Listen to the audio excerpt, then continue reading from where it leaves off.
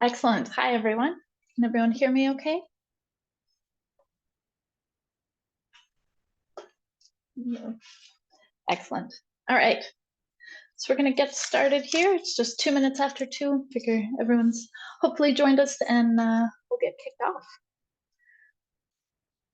All right. Hi, everyone. And thank you so much for joining us today. It's great to see so many of you here from across Canada. We've got some people from municipalities. We've got mayors, fire chiefs, and emergency personnel. My name is Amanda, and I'd like to welcome you all and respectfully acknowledge that we're joining today from land that is situated on the traditional, ancestral, and unceded territories of the Musqueam, Squamish, and Tsleil-Waututh nations, as well as the Syilx people of the Okanagan Nation. Throughout today's presentation, if you have any questions, please enter them into the chat for the Q&A session later. We'll be recording the session today, and we're sharing the recording after the session, along with further details on potential sources of funding for your own wildfire prevention initiatives. It's my sincere pleasure to welcome our keynote speakers for today's webinar. Fire Chief David Lind with Fire Rescue Services for the City of Vernon Municipal Fire Department, and Wes Brassard, City of Vernon's Fire Smart Coordinator. Side note, both of them are technically on call right now, so apologies in advance if they have to run on short notice. We're hoping they won't have to. Over to you, Wes.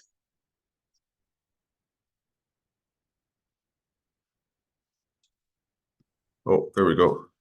Thanks. Thank you, Amanda, and thank you everybody for joining us. As Amanda said, we're joining you from City of Vernon, part of the still territory of the Okanagan Nations. So last summer was one of the most devastating wildfire seasons in Canadian history. As many as you know, blazes across the country raged from early May well into the fall, scorching some 18 million hectares from BC to Nova Scotia, more than 7 times the annual national average.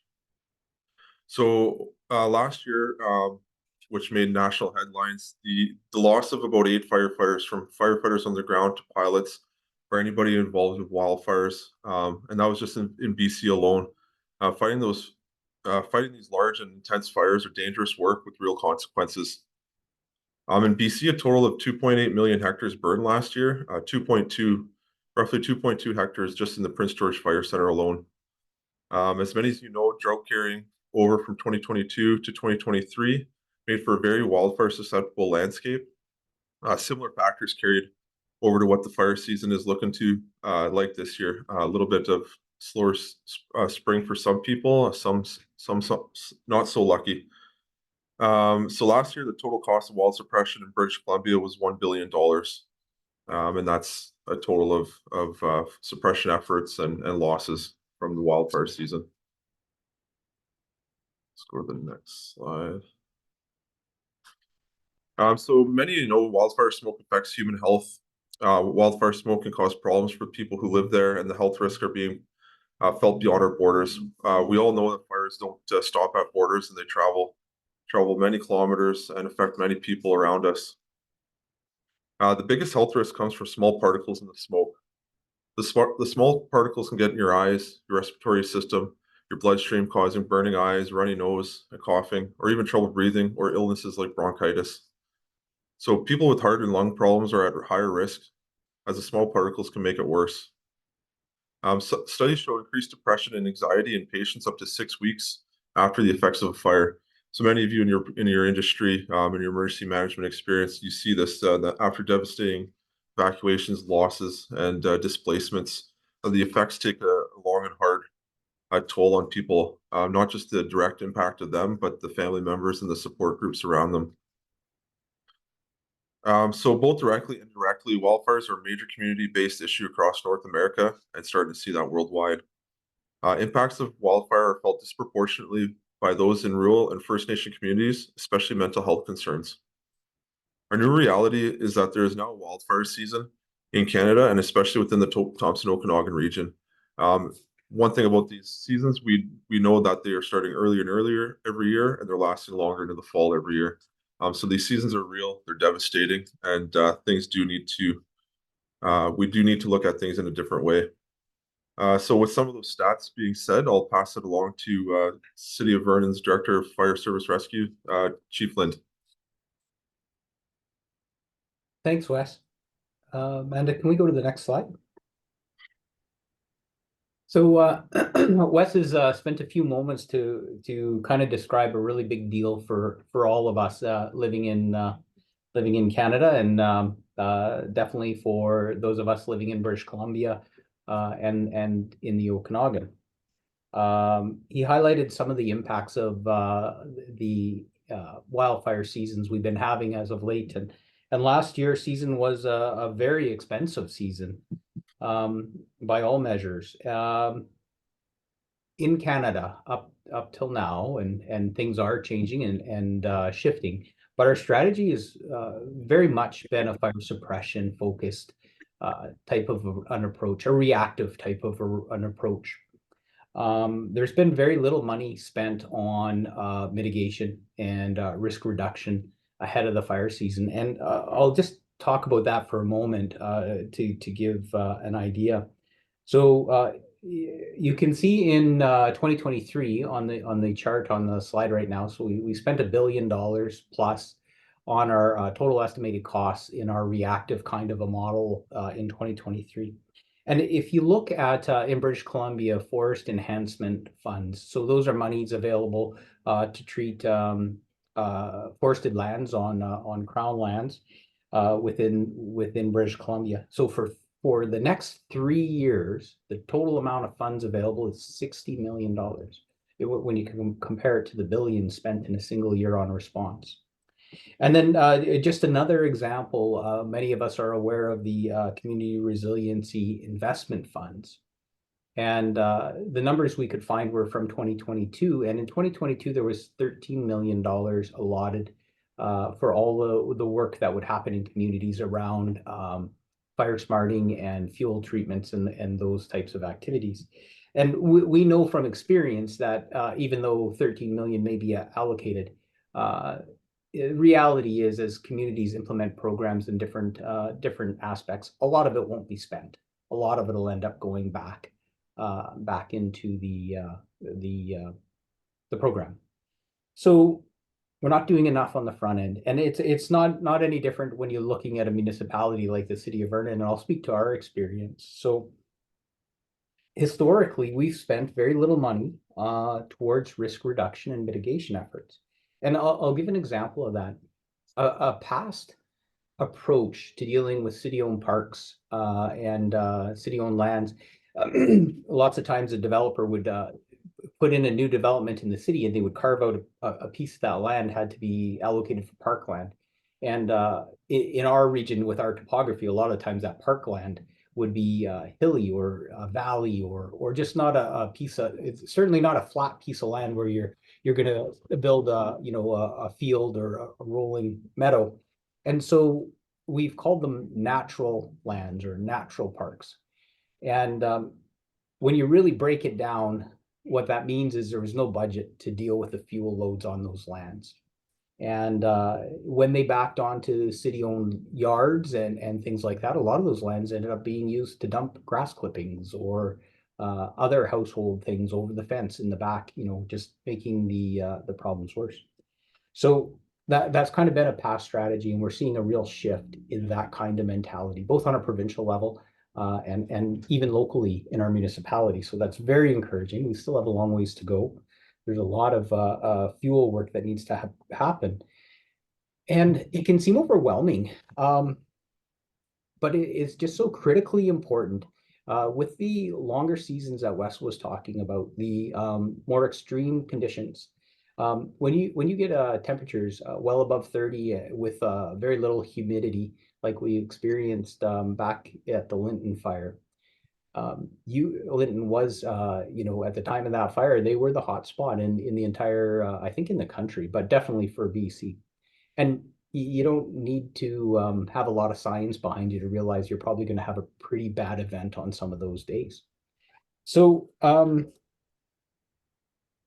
the fuel reduction work is so important in our municipalities, and not just on the fringes anymore, not just in the wildland urban interface, We need to see this work happening within the community, because you're seeing examples. There's some really stark examples out of California where you're seeing just a small grass or shrub fire start at the bottom of the hill. And within 6 minutes, 3 or 4 homes are on fire because the fire's traveling up the hill and into the fencing and then into the shrubs that are next to the building and then from building to building. So a good fire department response time is 6 minutes. But if you show up and there's already 3 homes on fire, you've got a really big problem to deal with. So we definitely need a multifaceted approach to addressing our challenges, and we definitely need to spend more money on the front end of things. So so one of the things the city of Vernon's done in really to invest in fire mitigation, fire protection, or prevention, is we've created a full-time fire smart coordinator, and that's the position that Wes is in. In the early years, it's not that long ago. I think it might have been 2019. The first few years of the Fire Smart Coordinator, we relied on grant funding. And of course, grant funding starts and it stops, and final reports need to go in before the next report, and it leaves gaps in funding. There's criteria. You know, if an employee gets sick and some of the work doesn't get done, there were a lot of challenges around funding the Fire Smart Coordinator through the grant funding. Some of those have been alleviated now. But our city saw the importance of the position, saw the impact it was having on preparing private residents, property owners with large parcels of land that were forested and needing work, providing supports to those folks, and they saw the value of the Fire Smart Coordinator program. I'm a little off script, so I think we will move to the next slide before I talk your ears off.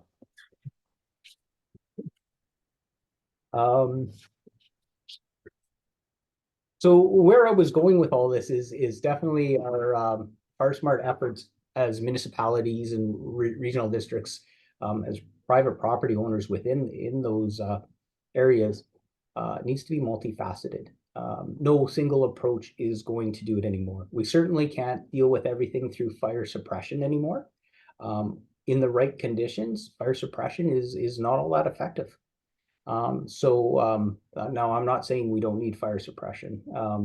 We absolutely need an adequate and appropriate response and a quick response, and I'll get to that in a minute. So fuel treatments are super important. We need to change the landscape wherever we can. It's long work. It's a long game, and it doesn't stop. As soon as you start treating lands, I mean, the fuels start to regrow almost immediately. So it's an ongoing program. It needs to be properly funded. It needs stable funding, and it needs to be in magnitude of the problem in front of us. And as I was alluding to with the Fire Smart Coordinator, I don't think there's a community in British Columbia that should not have a full-time Fire Smart Coordinator. They can tie right into your environmental management kind of coordinator, or climate action coordinator, that type of thing. And both of them fit really well in a community's emergency program. So the Fire Smart work, getting out to the residents, as an example. So in the city of Vernon, 80% of the property within the city boundaries is privately owned. So 10% belongs to the city, and another 10% belongs to the Crown. We have a few provincial parks within our boundaries and some other Crown lands, excuse me. So the Fire Smart work is critically important to manage grant funding and projects, but also to support the community on an ongoing basis. So 80% of the work that needs to be done by private citizens. So we need to provide education and supports and encouragement and advocate for fuels treatments. And some of those things aren't easy, and some of those things aren't popular. When you're looking at modifying the vegetation around someone's yard. So I want to talk a minute about early fire detection, and we'll talk about that in the next slide. So coming into just coming out of the White Rock Lake fires, the city of Vernon was attending a think tank at the University of British Columbia on what are we going to do about our fire problem that's not going away. And we were introduced to Hamed and SenseNet, and there had been this experiment, this program that had been tested in Williams Lake on a small scale with some really promising results. And so that was a project that uses sensors, environmental sensors, cameras, gateways, and a interface or an app that detects wildfire in the forest. So for the first time, it looked like we could potentially put a fire alarm system like we have in our high-rise buildings and high-value assets in our forests. And that seemed like a really cool thing. So for the last 2 years, we've been involved in early wildfire detection. And that's a real game changer. So when you get into our interface, we still have all the regular ways of detecting fire. People report them to 911. BC Wildfire will call stuff in for us if they see something in our area. We'll call BC Wildfire if we see something in their area. And those human-based notifications are all still in place. But what happens when the Okanagan Valley socks in and we've got smoke in the valley for a week at a time? And now everything smells like smoke, and all you can see on the horizon is smoke, and there's a new fire. It can be hard to detect with the human eye or human senses. So this system actually has some really cool approaches to manage that, thermal imagery and other things. I won't get too far into it right now. So I mentioned about the quick and sufficient response of your fire service. So within the city, we've almost doubled our force in the last 8 years. It's not enough. We still have a ways to go yet. And that's not just for wildland, but increasingly we're cross-training our firefighters and we're equipping them like wildland fire services. And so that's our municipal firefighters that we're moving into this field to be more effective in this role. And so when I started my career as a career firefighter 33 years ago, we didn't really have much to do with wildland. We would go out with our turnout gear on. We'd spray water on stuff. That's what we do, right? And we weren't very great at getting off road. And today, I would say we're getting pretty darn good at it. So properly equipped, properly trained, and it's making a big deal. And the next part of that is really partnerships and aid agreements with your fire services. But there's another kind of partnership I want to talk about here in the next slide. So I don't imagine anything I'm speaking to today is new information to the folks that are out there. And we talked about partnerships on the last slide, or just started to touch on it. And before I get into the early detection, I want to just highlight how important it is that everyone's involved. So in Vernon, our mayor and council, they've advocated to the province for fuel treatment in our watershed. It's outside of the city limits, but it's critically important to the city of Vernon and all the communities around us. And so they've been very successful with that. So our mayor and council are dealing with this political level advocacy for things that are really important for the community. And now as a fire chief, a municipal structure fire chief, I'm out advocating for fuel management projects. And now I'm very grateful to have someone in my fire service like Wes, who has a forestry background. So the forestry firefighter and the municipal firefighter, they're almost two different jobs. Not totally, but they're different fields. And so we've got Wes within the department bringing that lens to it. And so partnerships, advocacy, we've got folks within the city in the neighborhoods building fire smart communities, taking mature cedar hedges out of their properties that they don't want to see go. They're providing privacy and everything else, but they believe in making a more wildfire resilient community. And as 1 and 2 and 3 of them do this, we're seeing more of the neighbors come on board. So it really takes all of us to make a wildfire resilient community. When we're talking about early wildfire detection and this experiment that we've been a part of for the last 2 years, and we were just in the right place at the right time and met some great people. But as we started to implement this system of cameras and sensors throughout the city of Vernon, I think we're going to have about a magnitude of 100 sensors and I think 6 cameras, and I probably have the numbers a little bit off. But we actually, through the program, can have eyes on our city's horizon, our entire city, 95 square miles, I think, square kilometers. Anyway, big footprint, long, drawn out, and we can actually put eyes on it remotely. So as we started building this out, one of the challenges a municipality always has is how are you going to maintain the system that you're installing? And something very cool happened. We early on had our First Nations neighbors, Okanagan Indian Band, want to get involved in the program right out of the gate. And so they did. They installed their own sensors, their own gateways, and their own cameras. And that built into the system we have. So the systems aren't independent, and they don't have boundaries or borders, and they interconnect. And so that as soon as OKIB added their system into the work that had begun in Vernon, the whole system got stronger. There's a synergy that's created. 1 and 1 equals 3 kind of thing. And a little while later, hearing about the program and what we were doing and why early fire detection is so important, especially in the extreme heat conditions. Predator Ridge, a local developer, I think most people are familiar with them. They're a real big deal in the community, and very safety focused folks. They decided they liked what we did. They liked that Vernon had some sensors in place that were going to help us protect their areas better, and they wanted more. So they committed to installing some of their own sensors, their own gateways, and their own cameras. And again, the system just gets stronger. And so it's interesting, the early wildfire detection program doesn't have boundaries, or it doesn't have to have boundaries. And it's become a catalyst for improving communication and relationships around a whole bunch of other topics. I think that's all I have to say about that. And I think we're turning it over to Wes.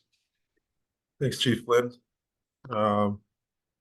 Yeah, so a lot that I'm going to say will echo a lot what Chief Lynn said, and I'll get into a little bit of detail about our system here in the city of Vernon with SenseNet. But when we look at prevention and mitigation versus reaction and the reactive state that we tend to fight fires, not do proactive stuff, coming from a fire smart lens, we really want to create that resiliency. And how do we create resiliency? Well, we will look at how to mitigate the forest, how to treat the lands. But those are things that we can see the problem, but generally we can't do overnight. Those are multi-year projects that require a lot of money and a lot of time. So we have to look at other ways to create that resiliency. You want to create a full package resiliency, and that's many avenues. So when we were introduced to SenseNet, it fits right into the box of resiliency. It fits into how can we detect fire and respond to fire early, and have a better emergency plan and resiliency plan based off of wildfire. So early detection is a tool that fits right into emergency fire rescue services plans of responding and utilizing cameras and sensors to detect a fire and manage a fire well beyond or well before a crew can even arrive to these fires. So these types of systems require neighbors helping neighbors, just like a fire smart message. Fires don't stop at borders. Fires don't recognize borders, whether that's the smoke that comes in or the fire directly impacts your community. So we need neighboring jurisdictions. We need those private partnerships, those municipal partnerships to build, to create that resiliency within us, but around us as well. So we really want to push our neighbors, or not push our neighbors, but introduce and encourage our neighbors to join these types of programs to help build that resiliency all around. As Chief Lynn mentioned, Predator Ridge and Okanagan Indian Band, and we've seen our regional district in North Okanagan start integrating SenseNet as well. So really the city of Vernon and its partnerships with its communities around and private companies, we're really we're really building that resiliency that that we really require to prevent wildfire devastation, wildfire loss, the displacement of lives and communities. So I'll speak a little bit on what the city of Vernon has done with SenseNet and the early wildfire detection. So, like Chief Lynn mentioned, um, we're lucky to have been chosen for a pilot program, and over the course of 2 years, we've placed sensors in our high-risk locations and cameras at very advantageous spots that we can really see our full landscape in the city of Vernon. We have eyes on a fire. We can have eyes on a fire before a crew can even arrive there. So we identify our high risk areas, whether that's through your municipal services or your community wildfire resiliency plan, and then we base our strategies off of those, and we placed our sensors in our high risk areas so that we can detect fire when somebody can't see it, when we're socked in, and just so we can get to it early.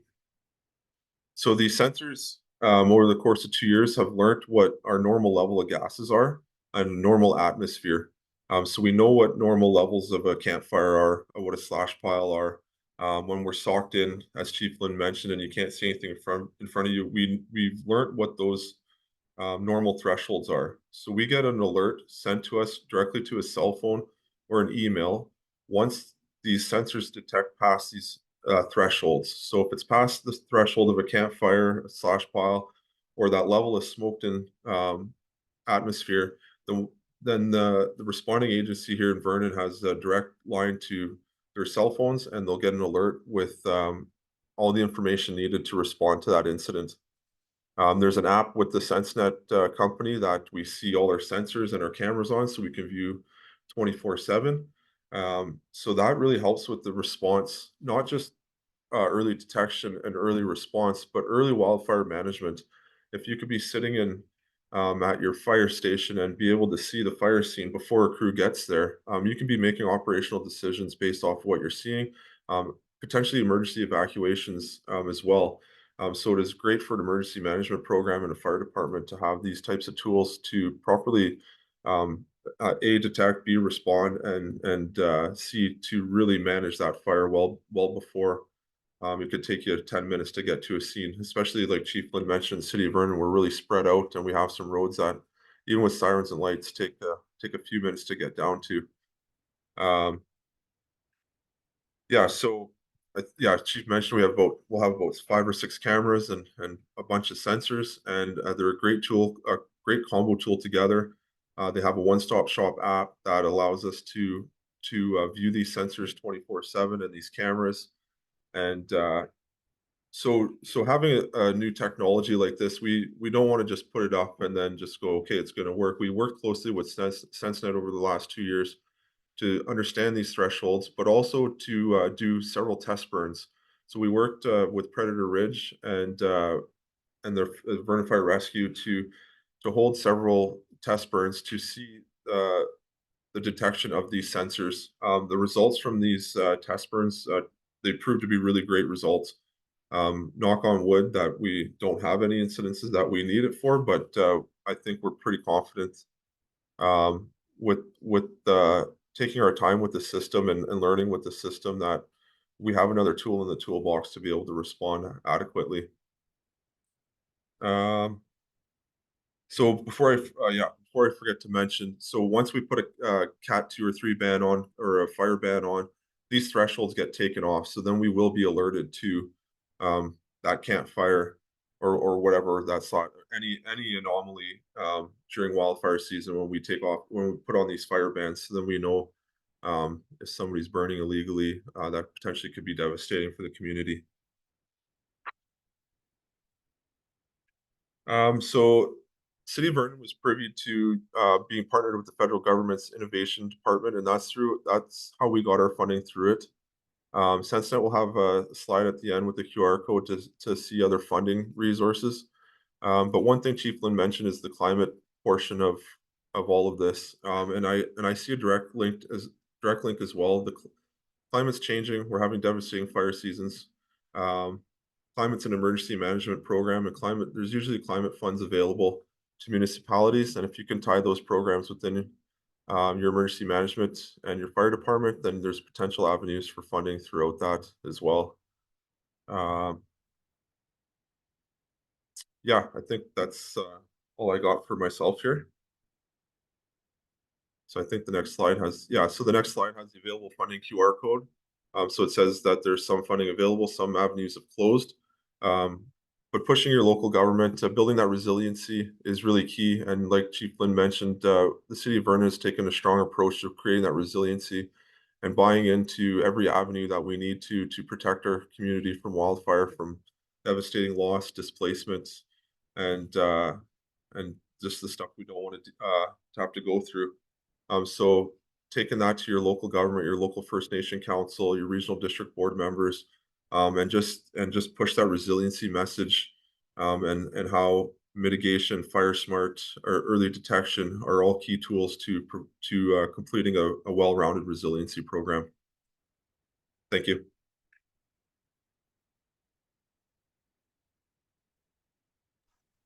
Wonderful. Thank you so much, Wes and Chief Lind. We've got some questions in the chat. Let me just pull those up. Oh yeah, we've got quite a few. So we'll start at the beginning.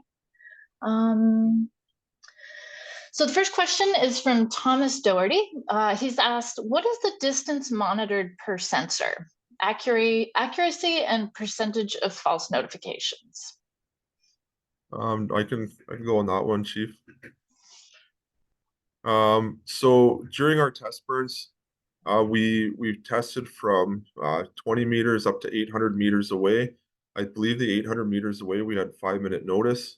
20 meters, 60 meters away, we're talking 30 to 40 seconds of a notice or an alert given to us.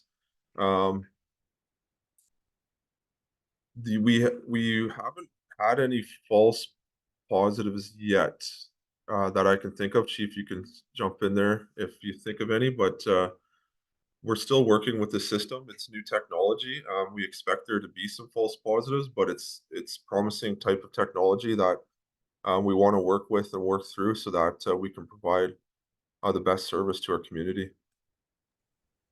I think right now one of the things that we've has been evolving is we'll get notifications of parameters that are outside of ranges, and those are still being adjusted and fine-tuned.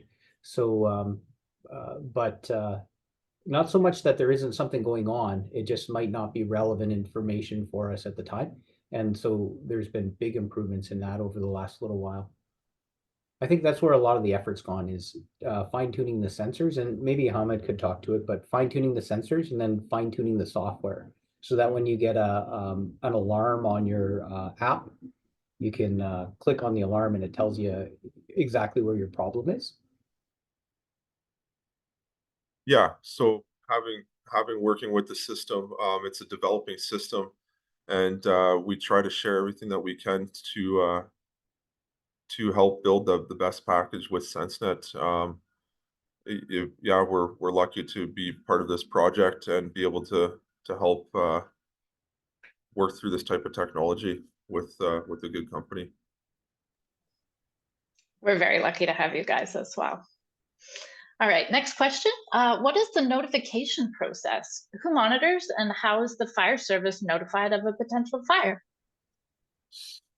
So right now we set it up with the chief's cell phone, deputy chief's cell phone, and my cell phone.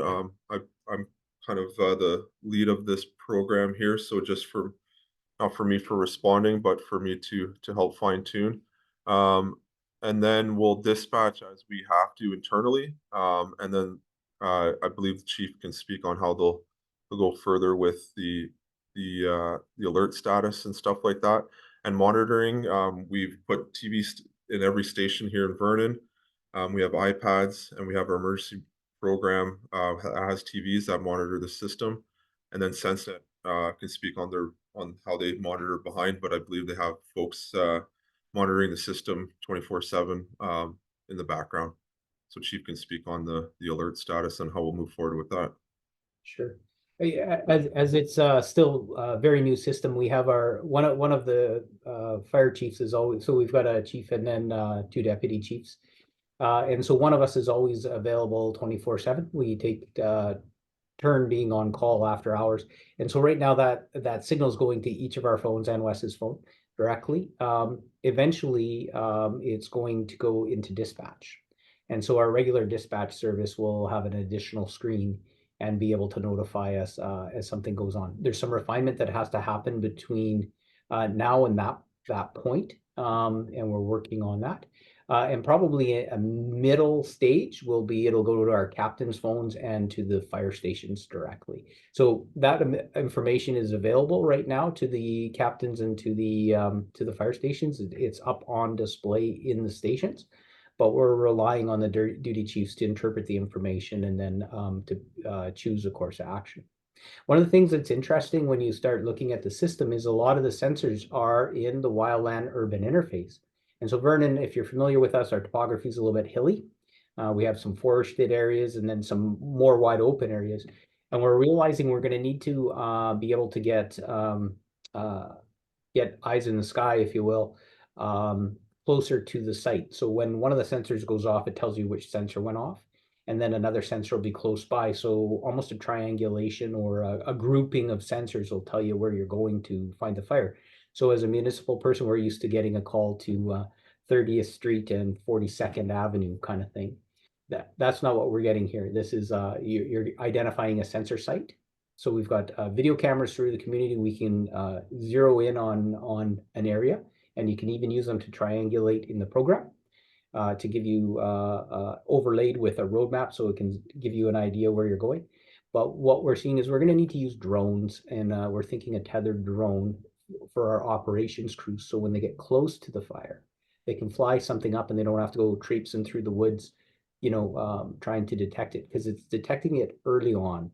This isn't a huge, big fire when it's being detected. So those are some kind of cool elements we're still figuring out as we go. Great, thanks so much, Chief. Next question, how are the systems powered and what is the backup power?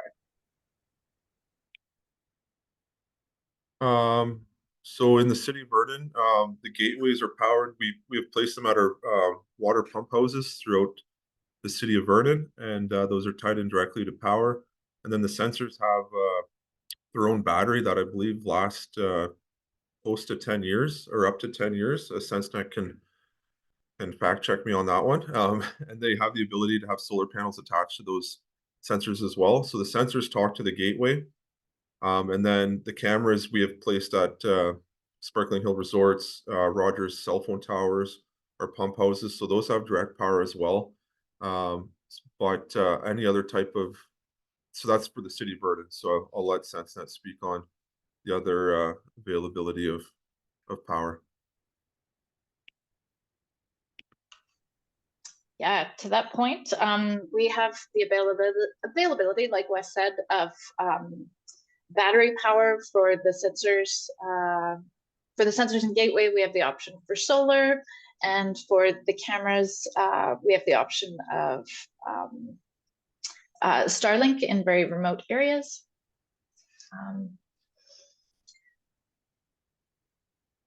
And that's not a power from Starlink, that's more of a connectivity thing. Next question, what about security from an IT perspective and municipal data security? For us, we haven't had any issues. We went through all the right folks to make sure that we could be utilizing the system. The only conflict that arose was at our pump houses. These pump houses speak to each other through radio frequencies, and so do the gateways and sensors. And there was a comment that they could interfere, but as of today, we have had no interference with that, and right now, no issues with our IT department or data or anything like that. And same from the SenseNet side. The data is secure and it's in Canada. All right, next question. What funding opportunities are there for these systems? Federal grants, provincial, private? Yeah, I mean, for us, we're lucky to have the federal government innovation department fund ours. And then we'll be looking at, I believe, Chief, you can correct me if I'm wrong, but internally funding this through partnerships with Okanagan Indian Band and Predator Ridge. Yeah, there's a real opportunity here. And this was quite organic. We didn't go out and pursue this, but in our experience with Predator Ridge, we had this developer with a real desire to make their community as safe as possible. So they were grateful that we had brought it to a certain level, and they felt they could up the ante. And so then the developer actually went ahead and moved in and put these sensors in place on their own. So I could see, like in the city of Vernon, we have several long drawn out fingers. And we have areas like Predator Ridge in the foothills. And if you were to look at our map, they're like these little tentacles off the main city, and they're all out in the WUI, wildland urban interface. And we have covenants when you're 10 minutes away from our fire stations that to develop in those areas, we require residential sprinkler systems. And I could see using a similar mechanism to say, if you're going to do a new development in there, you've got to have X amount of these sensors in there, and then that become a cost of associated with development in the wildland urban interface. So there are also stratas who are very much invested in the fire smart activities. They're really taking initiative to improve their areas, and some of them are interested in having a sensor or camera in their own area. And so a strata may be another place where they can plug in one sensor very economically, but into the rest of the system and grow the system. So I think that's cool. I would think climate action funding, the grant funding for climate action. These, as Wes mentioned earlier, these are essentially little weather stations. So for the city of Vernon, Fintree has been our weather station that we use to figure out our conditions, local conditions in the city of Vernon. So when we're doing a fuel treatment, we're relying on data from Fintree. And so now we can have much better localized information around our climate, almost at a micro level. So I could see climate action. I could see funding through things like CRI down the road, community resiliency investment funding, and some of those other funds targeted towards building a more fire resilient community. These early detection helps with fire response. It also helps with fire evacuation. So I could see these things along evacuation routes and different things like that. I think there's going to be increasing access or availability of funding for this type of initiative as the current emergency, the EDMA, Emergency Disaster Management Act, I think, has come into effect, and trying to shift the focus, not shift the focus away from response, but add focus to mitigation and risk reduction, I think. Great answers. Thanks, gentlemen. Next question. What type of climates can these sensors be installed in? Have you had any issues with reliability of them? So here in Vernon, we're obviously in a drought-prone area. We do have a little bit of winter. They were installed and they've been operational over the course of winter. We've done test burns while it was snowing out, and we've had no issues with them. SenseNet's come out with several new versions of these sensors, and they significantly improved their sensors based off of their technology and their understanding of the system. And we haven't had an issue as of today. But speaking for Vernon, SenseNet can speak on, and maybe more north or. Nope, that's in line with most of our experience. Thanks, Wes. Next question. Do you have a map of the sensor locations that you can share on the screen that shows how much coverage area is covered by a sensor? And was the recent fire in the provincial park at Cal Lake picked up by the sensors? I'm not sure if we can share our map.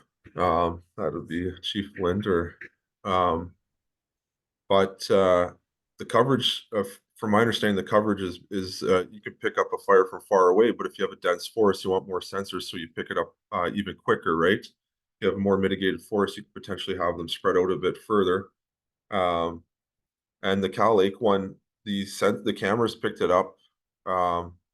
In Cousins Bay, they have wildfire, they have smoke detection abilities on the cameras, and they were picked up on the cameras. I'm not opposed to pulling up the app and sharing it on the screen. I don't know if that'll take too long or. I'm happy to do it if you can. Yeah. So as Amanda's pulling up the app, I'll explain it a bit. So on the map, on the app, it's actually gathering all the wildfire information you need. So it's pulling from satellites, it's pulling from BC wildfire information, and it's gonna populate all of that stuff. You can click on a button and see the cameras. And the cameras themselves, as Wes mentioned, have a smoke detection function on them. And they'll actually zoom in on the horizon and put a box around the smoke and then send an alert back to the app. So pretty effective tool. Where we're at in Vernon right now is we don't have sensors everywhere yet. And we have them in our most high-risk areas. And so one of the things we had experienced with the public was, oh, there was a fire here. Did you pick it up? That's, well, no, we didn't have a sensor in that area, is what we run into sometimes. So our messaging is always, we're still relying on all of the usual detection methods. And we're relying on all the usual detection methods, and these are augmenting that. And so.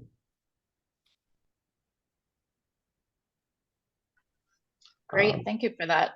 I was attempting to pull up the demo, but okay. Let's see. I think I can. If you want to give me 1 sec, I will do my best to get that up. Amanda, we could tackle the next question. Oh, you got it already. Look at you. Oh yeah, I'm the queen of bookmarks. I don't close tabs. Show off. Let me just make sure. There we go.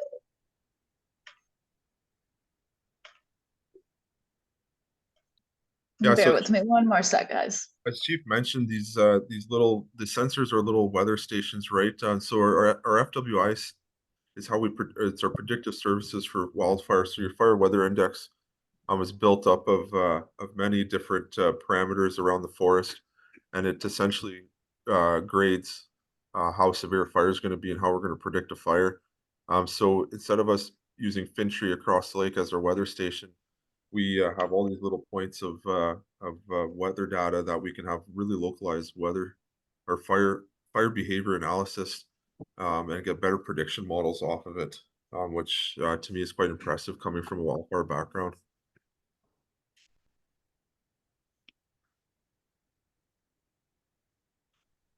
Is that sharing the demo? Yeah. Okay. Thanks.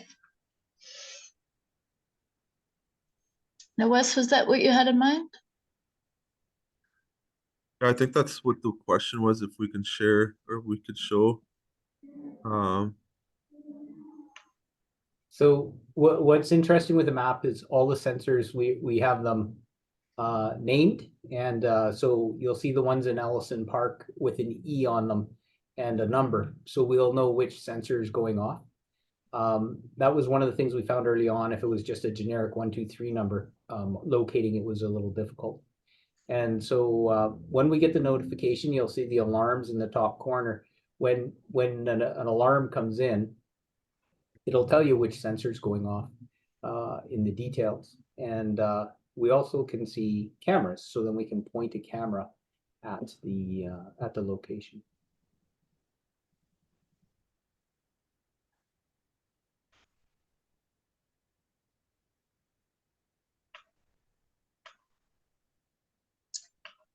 All right, let's jump back. Bear with me, guys. Yeah, and the cameras too, they pan around, they zoom in.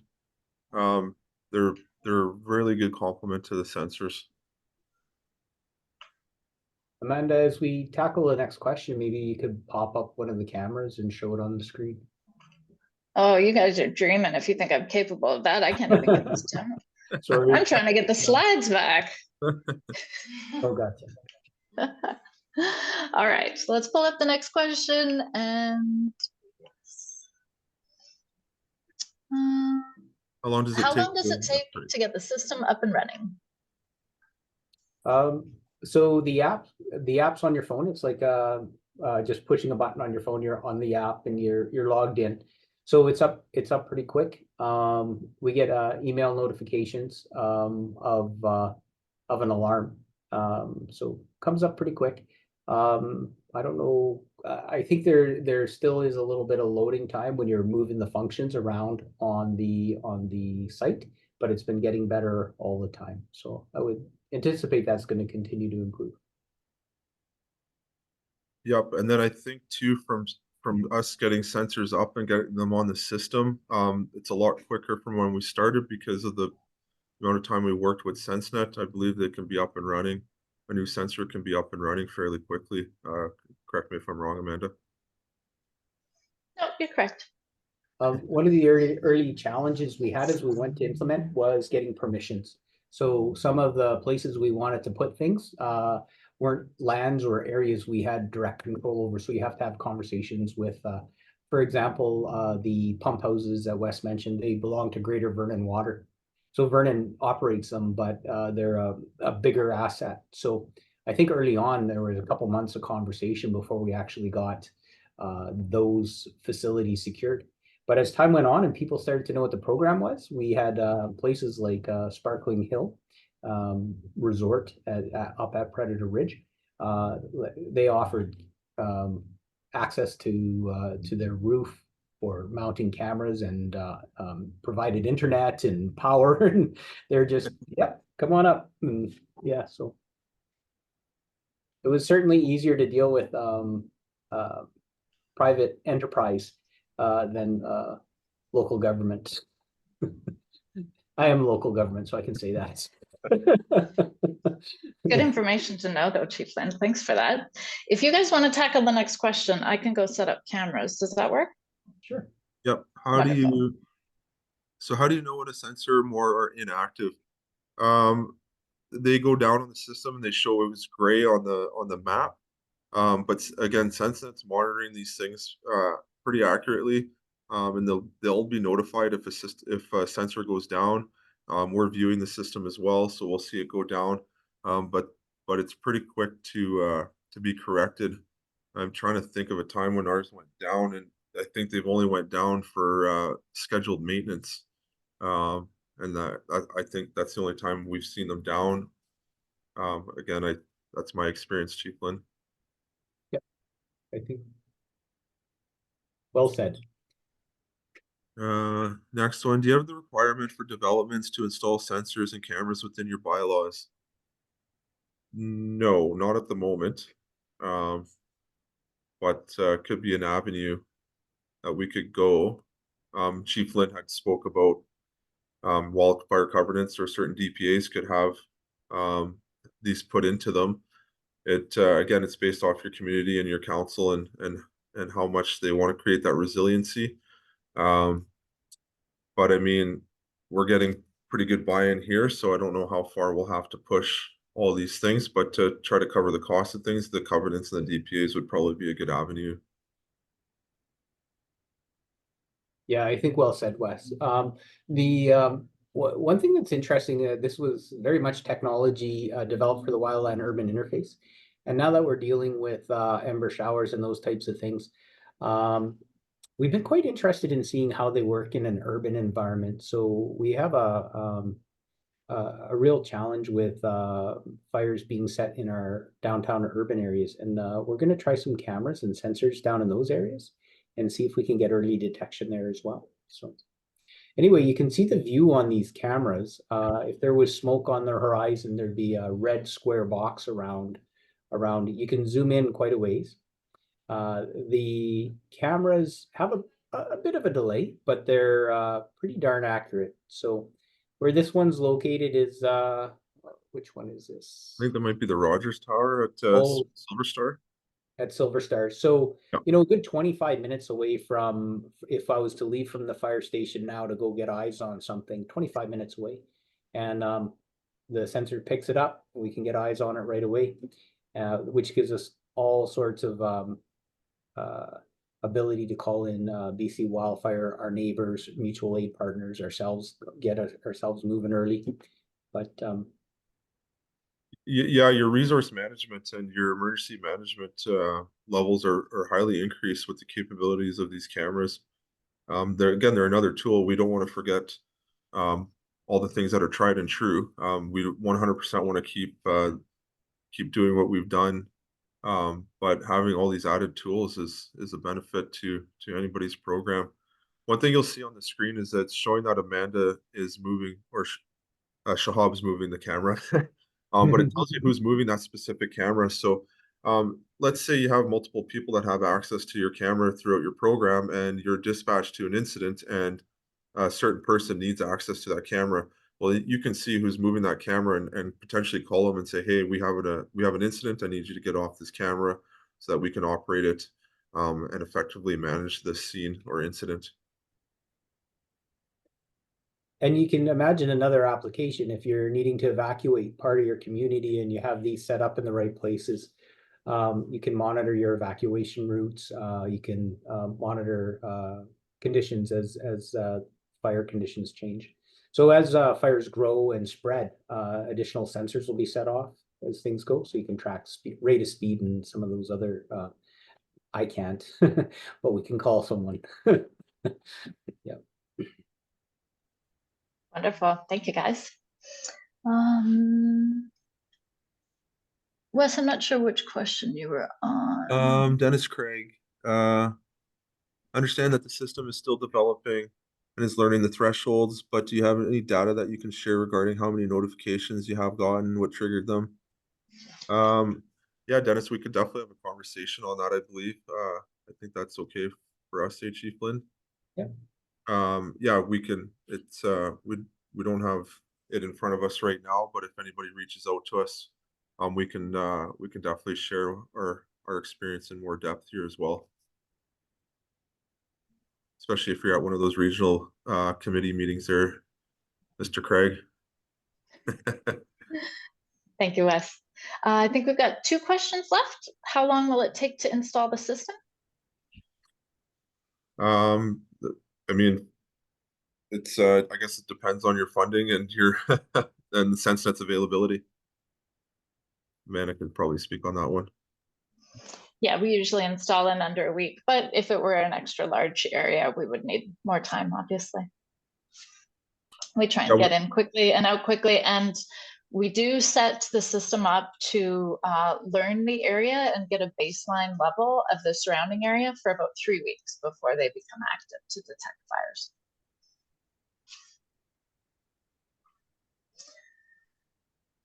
All right, Wes, I think you might be able to take this one. How do you differentiate between a prescribed burn or backyard burn from an actual fire? Does the system pick up the propane campfires? We haven't had experience with the propane campfires because we don't really have any happening in the WUI. And those would be under the threshold of a campfire. And then when the campfire bans come on, we haven't had experience with that. Prescribed burns, we haven't had any prescribed burns here yet. We have some planned, so we can follow up with you on that one after. So if there's a prescribed burn, we would probably work with SenseNet to change that threshold or learn that threshold. Obviously, it would pass our regular threshold. But if there's a prescribed burn, it's going to be notified to the department.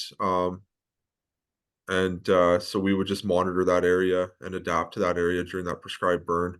Again, we still want to use our tried and true methods of detecting fire, so we would just revert back to that potentially if there's a prescribed burn happening, or a backyard burn. But essentially, a little backyard burn would just hit a certain level and then balance out. A prescribed burn would definitely keep on increasing until it hit its boundaries. Unlike a wildfire that would continually increase in levels because the wildfire just grows and grows. But any other fire that's prescribed burn or controlled fire has parameters, so the thresholds so the levels are going to rise and then balance out because there's not going to be anywhere for that fire to go. I hope that answered that.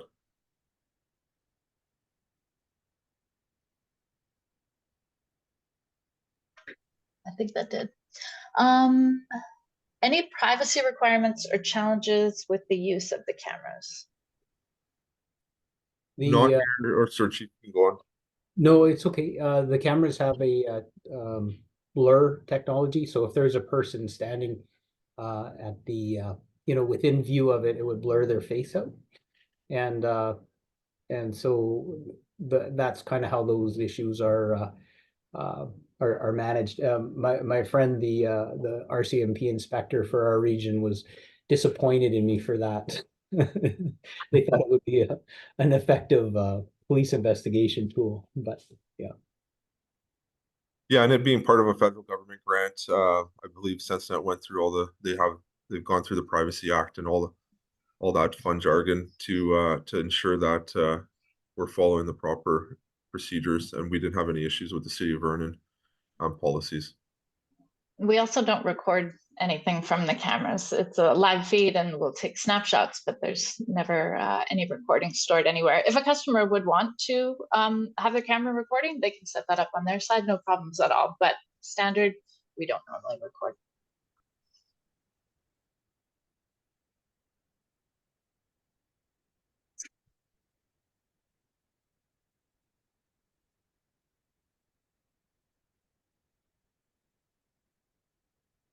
Do you want to answer that one there, Amanda? The saturation point. Do the sensors have a saturation point in regards to levels? In times of significant smoke, could you see the sensor becoming oversaturated with levels? Yeah, in the demos that I've done, I've never seen oversaturation, and we've had some sensors really close to fires. Once you've got the baseline, the sensors can really tell what gas is coming from where. So I've never, of any of the monitors I've ever seen, I've never seen a saturation point. The levels will come and go up and down, but never, max out. Wes, have you seen anything like that? No, we haven't seen that. Again, we haven't, no, not in our experience. Yeah, and one of the draws of the system is that when you do have zero visibility from a current fire, if there's a new fire starting, the sensors will log that anomaly and alert to that. So it's not so much a saturation point concern, but it's great that if there is already a fire, we'll be able. Yeah, and so during our test burns, we lit up a large slash pile. Then we lit up another one and another, and it picked up this new start. Essentially, we were trying to create spot fires or a new start after initial start occurred, and we were getting alerts to new fires or a spot fire within there. And then last year we were socked in for a little while there, and SenseNet was able to learn that threshold from us being socked in, so the system went back to a learning stage during that time. And again, we'll continuously work to improve the system in Vernon by letting them know when we're socked in or whatever certain events are happening, so that these sensors can learn these thresholds as we move and grow with the system. Great. Does the system do fire prediction as well, AI system? Yep. So it's got a predictive service on it. So again, having these little weather stations, you have your fire on there. If there's no perimeter on there, you can create your own perimeter. And then based off of all the information that it has from the wildfire data, it can give the predictive services of where that fire is going to be using the topography, the wind speed, the RH, all that fun wildfire stuff. And then so that will help with your emergency planning and your evacuations if need be, especially with response to. So there is a great tool within there to have that predictive service in there.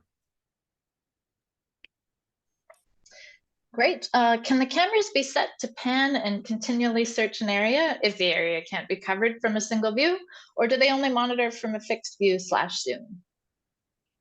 So with the new cameras that we got, they sit at a home stage where we set and we'll pan around as we want, but they do have a panorama shot, I believe, of 180 degree. That updates that picture, that snapshot every couple minutes, I believe. And it's on the app and it shows that panorama shot, which has the smoke detection AI capabilities within that. But no, it doesn't. As far as I know, Amanda, they don't pan around automatically. They actually do, Wes. Oh, It's one of the updated systems. Yeah, they've been working on it. But the cameras now will pan. I believe it's every hour. They're going to pan and take a snapshot, and then that plugs into the pano at the bottom. Okay. But when it's panning, it's panning for smoke. So that's when you'll see the notifications come up in the little red triangle. Good to note. I know, we should have let you know about that before. Sorry about it. All right, and I think we've got our last question. I understand there is a way to see lightning strikes through satellites. Is there a way to capture that with the software? And I think I can take that one because you guys probably don't know. So we have seen that there are lightning strikes tracked on some publicly available websites. So I believe in the future we will be incorporating that. It's not going to be able to predict lightning, but as I was taught today, lightning will generally fall in similar areas. So it's going to be able to give you a historical lightning track, and then hopefully that will help you see where future lightning strikes may strike.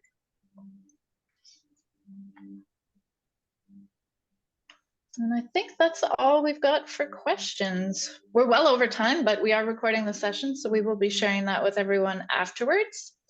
Any final thoughts, Chief Lind or Wes? No, I really appreciate the relationship we've had with SenseNet, and appreciate the time to talk about this topic. It's important to us all. So thank you. Yeah, thank you both so much for being here. Thank you. And thanks for everybody for joining. Yeah, thanks to everyone that was here. We appreciate everyone that attended, and a special thank you to Chief Lind and Wes. We appreciate you very much and are very grateful. Thank you. Excellent. We'll be emailing out the recording shortly. Everyone have a lovely evening. Thanks so much. Thank you.